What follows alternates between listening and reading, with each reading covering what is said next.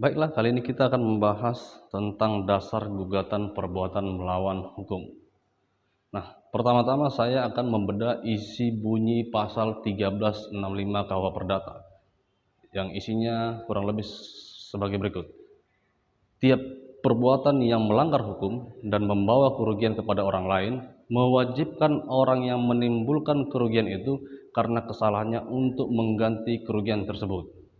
Nah, pasal 1365 KUH Perdata dikenal dengan dasar dalam mengajukan gugatan perbuatan melawan hukum. Nah, lebih lanjut, Subekti dalam bukunya yang berjudul Pokok-Pokok Hukum Perdata menyebutkan pembuktian unsur-unsur perbuatan melawan hukum itu terdiri atas 4 unsur.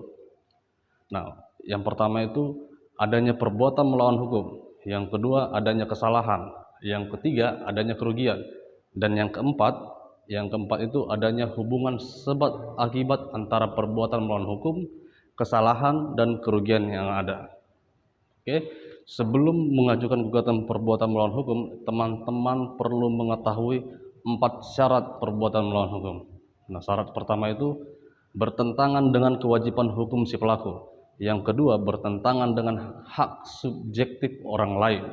Nah, yang ketiga, bertentangan dengan kesusilaan. Nah, yang keempat itu bertentangan dengan kepatutan, ketelitian, dan kehati-hatian. Patut teman-teman catat, ada tidaknya unsur kesalahan memang penting dalam menentukan suatu perbuatan melawan hukum. Pasal 1365 KUH Perdata sendiri tidak membedakan kesalahan dalam bentuk kesengajaan atau objek dolus dan kesalahan dalam bentuk kehati-hatian atau culpa.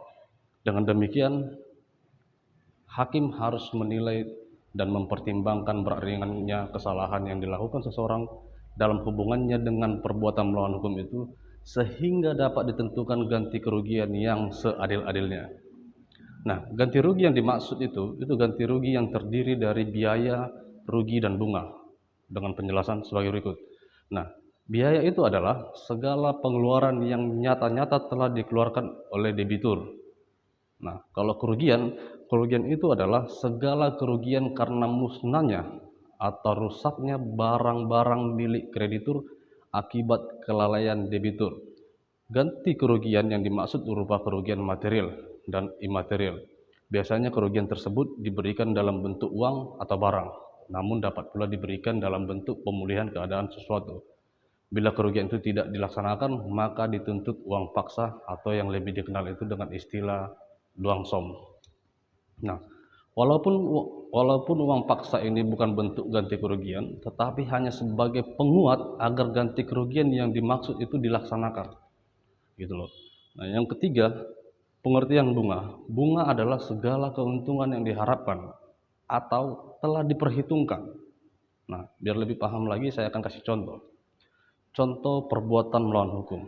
Guna mempermudah pemahaman teman-teman, saya akan berikan contoh kasus perbuatan melawan hukum. Saya mau ambil contoh putusan Mahkamah Agung nomor 682 PK garing PDT garing 2017.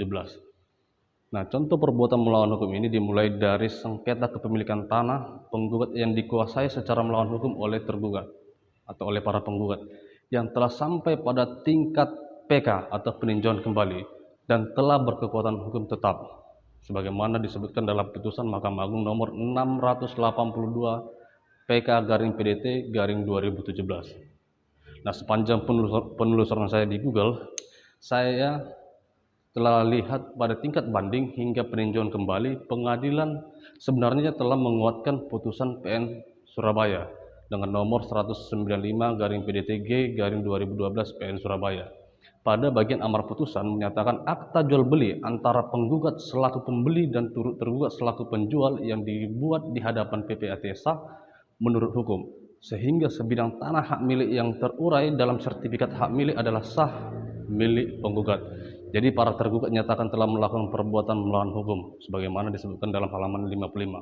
Nah, para tergugat harus melepaskan penguasaan, kemudian menyerahkan objek sengketa selambat-lambatnya 14 hari terhitung sejak putusan dibacakan.